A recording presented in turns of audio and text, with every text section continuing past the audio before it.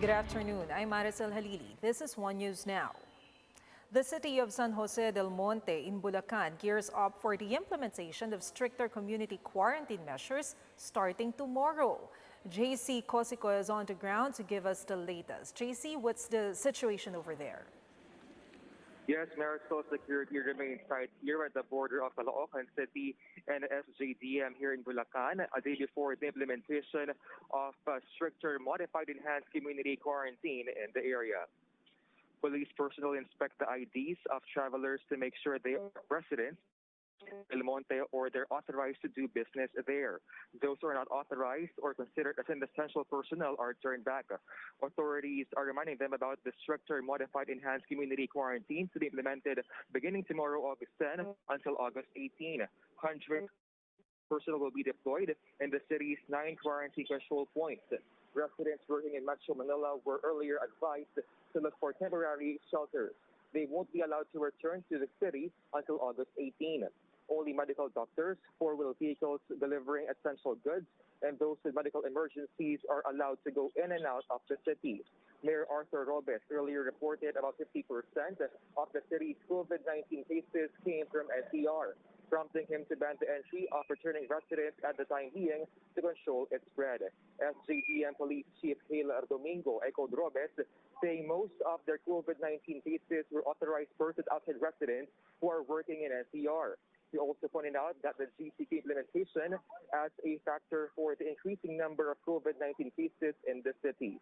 Returning residents from August 19 will have to present a medical certificate or a negative COVID-19 test results. While some are preparing to temporarily relocate, some residents negotiated with their companies for work-from-home arrangements. Here's what they have to say. Nag-impake na po ako ng mga gamit ko para doon na muna po ako tutuloy sa kamag-anak ko po. Nagpa-approve na rin ako na talagang work at home na rin ako starting tomorrow. So hanggang 18 na yun. So although may mga system din, nagpatulong na rin ako sa mga IT namin na magpadala ng mga data. Maricel, the LG earlier said there will be no total lockdown in the city as businesses will remain open subject to MECQ guidelines. Meanwhile, COVID-19 cases in the city have reached over 400. Back to you.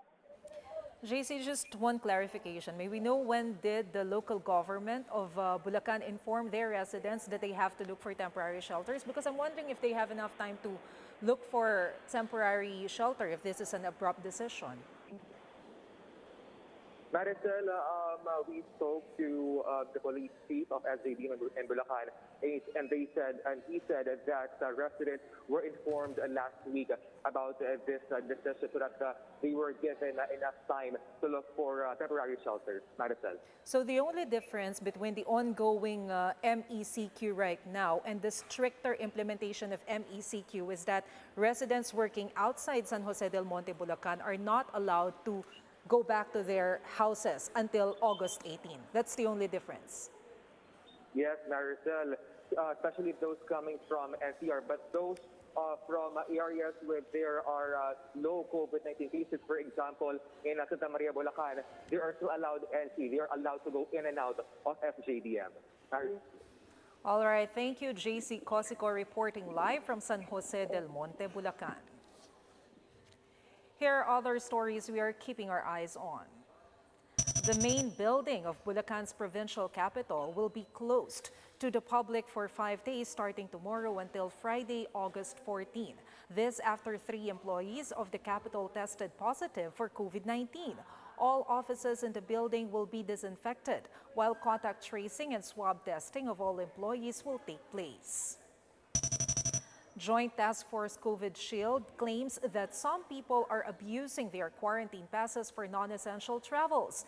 JTF COVID Shield Commander Guillermo Eliazar says these people cause verbal confrontations at quarantine control points. He reminds the public that under IATF's guidelines, people can only use their quarantine pass for essential reasons like emergency and work-related purposes.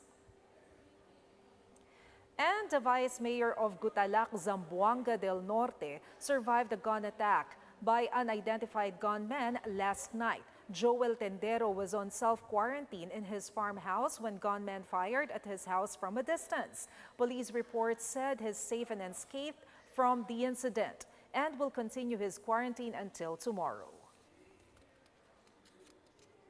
For more updates, follow News 5, the Philippine Star, and Business World Online. Visit our website, onenews.ph, for more in-depth analysis. You can also catch One News on the Signal Play app. Register for a free account now at www.signalplay.com and stream One News live anytime, anywhere. I'm Maricel Halili. We are One News.